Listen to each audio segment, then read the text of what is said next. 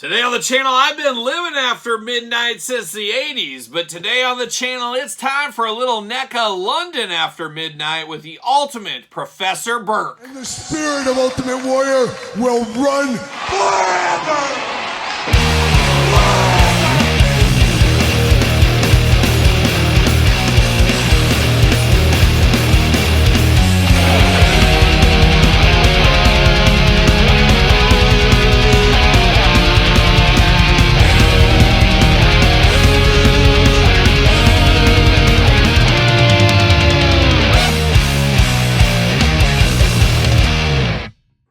Welcome everyone, Kyle here, and welcome back to the channel for another NECA Ultimate unboxing and review. And today on the channel we got a special one as we got the ultimate Professor Burke from London After Midnight. But for all your NECA needs and a whole lot more, make sure you're NEP Entertainment Earth. Use discount code Kyle. Save yourself 10% on all in-stock items, anything over $79. Does ship free. Got to get a deal out there. And London After Midnight, one of the most famous movies of all time that nobody's seen, I guess, is how we would clarify this one here.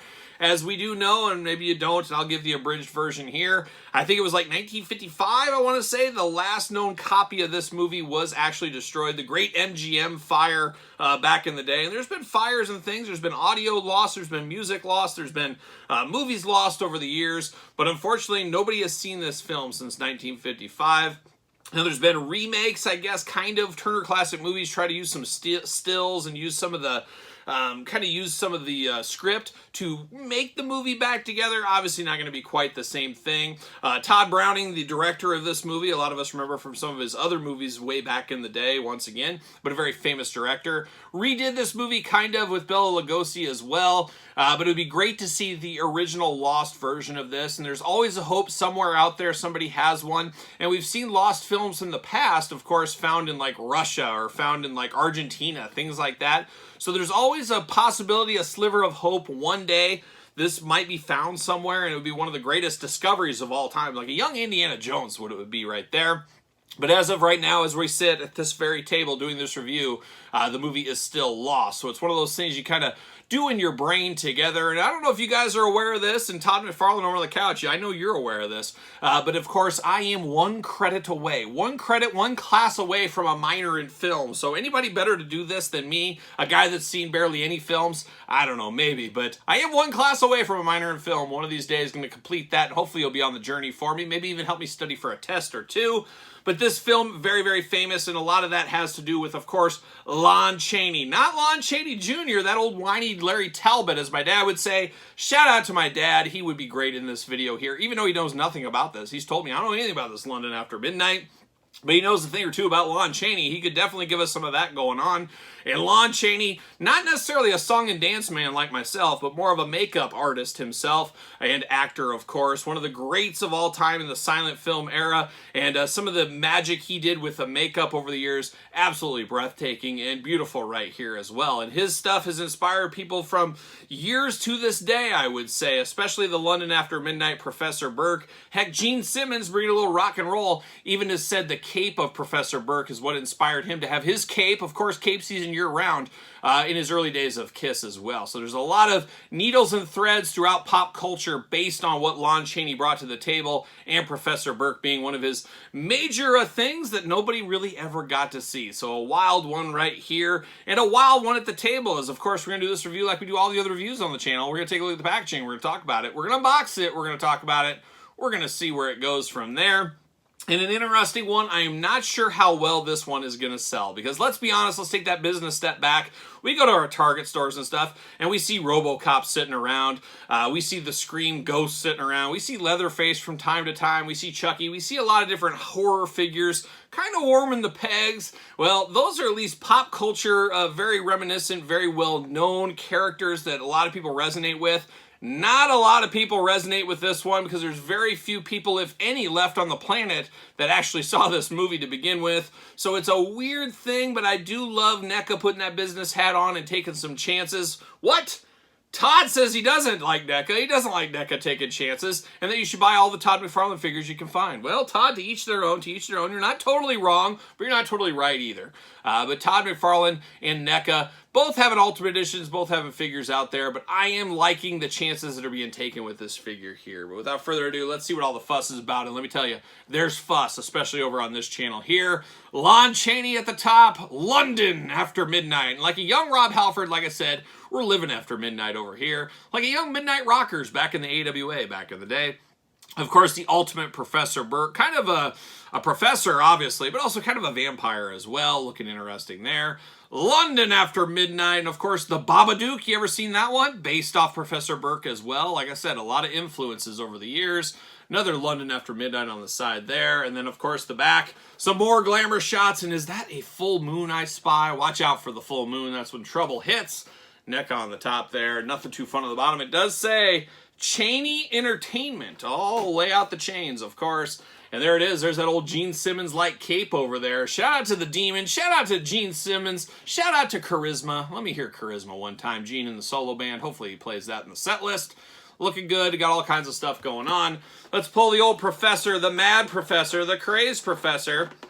Can I get it out? Have I ever opened a package of action figures before?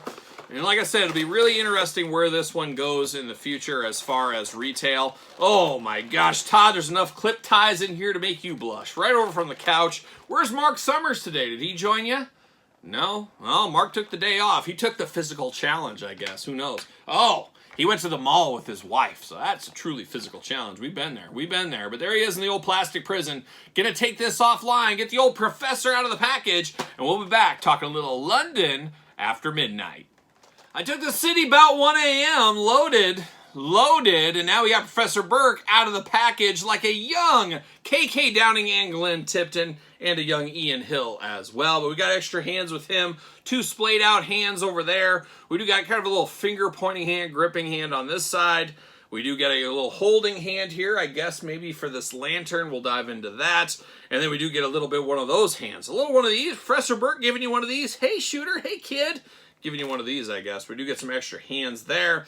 We do got a lantern here. We're going to light the way like a young Jon Stewart is what we're going to do, but definitely not like a young Guy Gardner. That wouldn't happen here. But you do got an old school lantern here. Of course, the rope over the top, yellow in the middle. Very nice, very on brand for an old-timey film like this one, of course. You got to light the way somehow. There's no electricity back then. Who knows? But then we're going to dive into some stuff here. There's a lot going on. We do get that big Gene Simmons demon cape, I guess, going here. Very fruit roll-up feeling is this one as well. Put the head through here, put the arms through there, and he gives you one of these like a young Gene Simmons. Once again, I like this, and this, for whatever reason, reminds me a little bit of Jeepers Creepers monster as well. Kind of has that feel to it when his bat wing type things would go up, whatever you want to call his wings. But very fruit roll-up feeling is how this one feels to me. Then we do get a little shawl slash cape here, a little soft goods against the hard goods here. Not sure if these are supposed to be used together or separately. You could choose your own adventure, I guess. But you got the hard collar at the top, soft goods down here in black.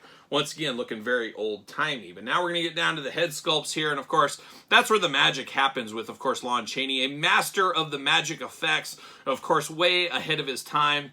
Very good, like a young Greg Nicotero or Tom Savini these days, of course. Some of the great makeup effect guys. Lon Chaney was in a class of his own way back in the day at this time. And the head right out of the package here, looking absolutely wild. And this is the one we kind of see from a lot of still images from this movie. Big old teeth going on, red mouth with those kind of, not necessarily vampire teeth, but scary teeth, we'll call them there. Big old bug eyes going on, and of course the comb over on the top, long hair on the sides. A gross skin tone color like he's been under the sea like a young Aquaman without light forever or something. Who knows? But a crazy head sculpt on him right there. And then we get 2 more head sculpts. So you can choose your own adventure here. The second one, he's got the bugged out eyes and a little tighter on the mouth department, I guess. Same kind of hair going on. Almost looking like a young Abe Vigoda is what he looks like with this one here. But he looks good, but man, those eyes, bloodshot. He is truly living after midnight, and maybe after the next couple of midnights as well, because his eyes are definitely shot in that one. And then the third head, I guess the closest thing you got to a smiling head and looks even more like Abe Vigoda from back in the day. And everybody's like, who's Abe Vigoda? But if you watched a lot of reruns when you were a kid in the 80s, you saw a lot of Abe Vigoda on old school TV channels, so you knew what he was up to.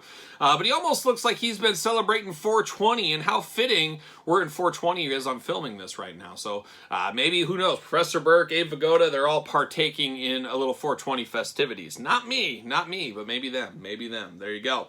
Now we do get a top hat here, of course. A power move, as Todd McFarlane correctly points out here, a power move is a top hat. If you wear a top hat in your day-to-day functions, you're going out with your wife for dinner or whatever, and you put a top hat on, man, everybody looks at you with full-on respect. I know this firsthand because the other night I said, Angie, my wife, of course, Angie, I said, hey, beautiful, I'm taking you out to dinner. We're going to get a fancy Italian dinner tonight. That's what I said. And she said, okay, where are we going? I said, I'm taking you to this fancy place, and you can eat as many breadsticks as you want. We're going to Fazoli's, and it's my treat. It's my treat. And that's what I did. And then I immediately grabbed my top hat, put that on, went to Fazoli's, and they said, oh my gosh, cut to the front of the line, sir. You got a top hat on.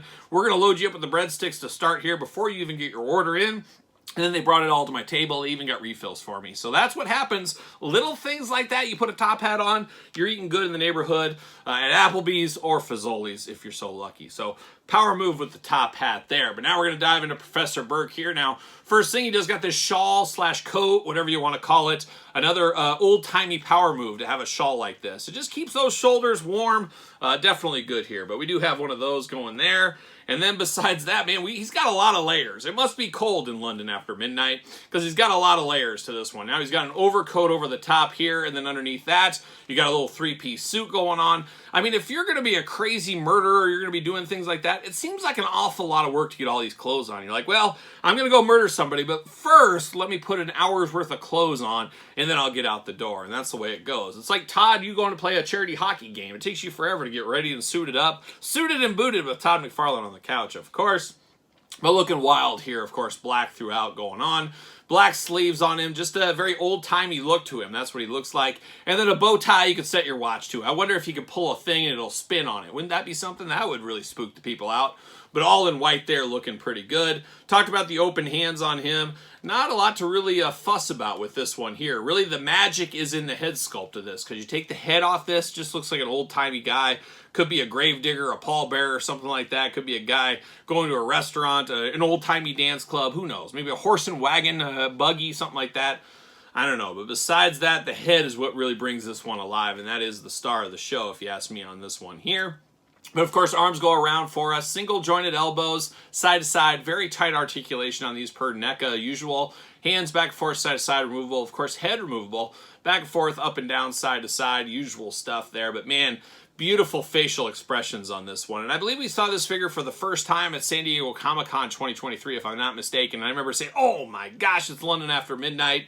And like I said, a minor in film here. I study some of this stuff from time to time. So I was definitely aware of it, and I thought it was a pretty cool power move. It's all about the power moves from the NECA team over there.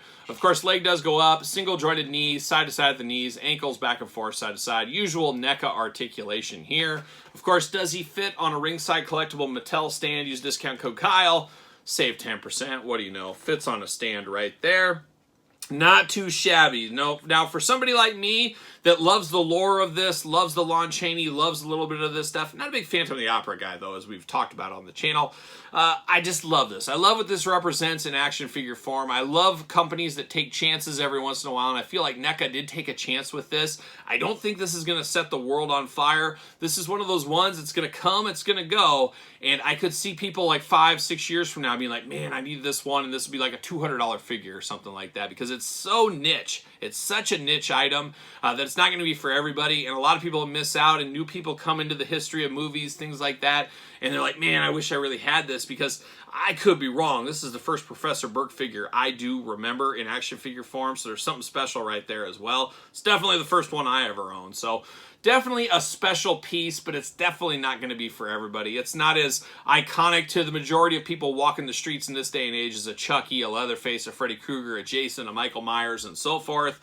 but it is special in its own way. And you know what? You're special in your own way too. You watching this. Yes, you sitting on the couch. No, not you, Todd, on the couch. I'm talking to the people. The people! That's who I'm talking about. But Professor Burke, 2 thumbs up, A+ for me. Does not disappoint for what it is. Happy to have this in my collection after all these years, or a year about it this time. But there it is, the Professor Burke Ultimate Edition from NECA. What are your guys' thoughts? Is this a pickup from you? Is it a pass? Is it a long game? It's not that dreaded no game, is it? Is it? Todd, it is for you? Well, get off the couch then if you want. But let me know your thoughts on this one in the comments down below. Of course, don't forget to thumbs up the video. Always helps the channel's growth. Make sure you do like every single video that comes out. Even if you don't like it, still like it. There you go. How about that? Don't forget about the Patreon for early access to videos like this, bonus content, exclusive content, giveaways, Q&As, you name it, it's all going down on the old Patreon channel. Truly is your best way to support the channel. You can also support the channel picking up a t-shirt, ProWrestlingTees.com, search Kyle Peterson. Don't forget the book. Oh my gosh, it is the complete guide to the Jakks Class Superstars by yours truly, just shy of 700 pages in this book. Appreciate all the support right there.